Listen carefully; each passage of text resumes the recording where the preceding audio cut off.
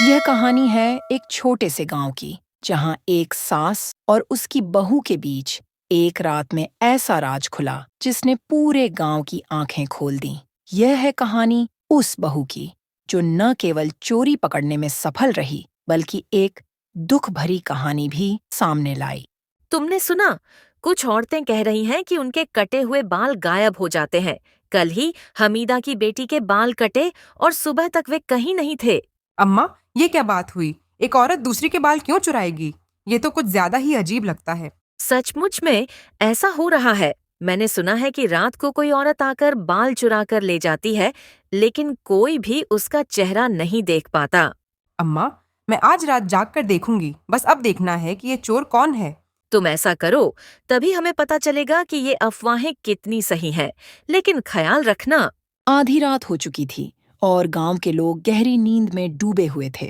बहू, जो आंगन के एक कोने में छिपकर बैठी थी, दिल ही दिल में यही सोच रही थी। अगर ये चोर है तो वो आज जरूर आएगी। कुछ ही देर बाद एक नर्म सरसराहट सुनाई दी। बहू की आंखें चमक उठीं और वह तुरंत उठकर उसकी तरफ बढ़ी। एक साया आता है और वह औरत जमीन पर झुककर बाल चुनने लगती है। तुम कौन हो और ये क्या कर रही हो? यह सुनकर डर के मारे उसके हाथ से बालों का थैला गिरकर जमीन पर आ गिरा। बाजी, माफ कर दो। मैं कुछ नहीं कर रही थी, बस बाल चुन रही थी। झूठ मत बोलो। ये क्या कर रही हो तुम? बताओ। चोर औरत डर के मारे कुछ कहने की हिम्मत नहीं कर पाई, लेकिन आखिरकार उसने अपनी गलती मान ली। मेरे पति की हालत खराब है।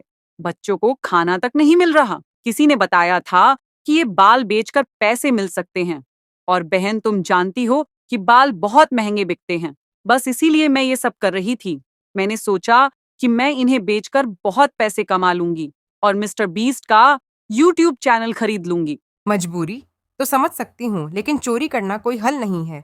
तुम्हारे बच्चों का पेट भरना जरूरी है, लेकिन यह तरीका नहीं था। तुम कोई और अच्छे तरीके से भी पैसे कमा सकती थी। बस मुझे माफ कर दो। मैं वादा करती हूँ कि फिर कभी ऐसा नहीं करूंगी और मिस्टर बीस्ट का यूट्यूब चैनल खरीदने का कभी नहीं सोचूंगी। ठीक है, तुम मेरे बाल चुराने आई थी और पकड़ी गई। मैं तुम्हें माफ कर दूंगी, लेकिन जो तुमने दूसरी गांव की औरतों के बहुत सारे बाल चुराए हैं, उनका फैसला तो कोई करेगा ना। अगले दिन सुबह होते ही वह इस चोर औरत को गांव के बुजुर्गों के पास ले गई और अपनी सारी कहानी उन्हें सुनाई। बेटी, तुम्हें चोरी नहीं करनी चाहिए थी, लेकिन हम तुम्हारी मजबूरी को समझते हैं। हर इंसान की जिंदगी में मुश्किलें आती हैं, लेकिन उनसे निकलने के और भी रास्ते हैं। चोर औरत ने हिचकिचाते हुए हाथ जोड़कर माफी मांगी। मुझे बस उस समय पैसे चाहिए थे। मैं वादा करती हूँ कि फिर कभी ऐसा नहीं करूंगी। हम तुम्हें माफ करते हैं, लेकिन तुम्हें अपनी जिंदगी में बेहतर रास्ता अपनाना होगा। हम सबकी मदद तुम्हारे साथ है।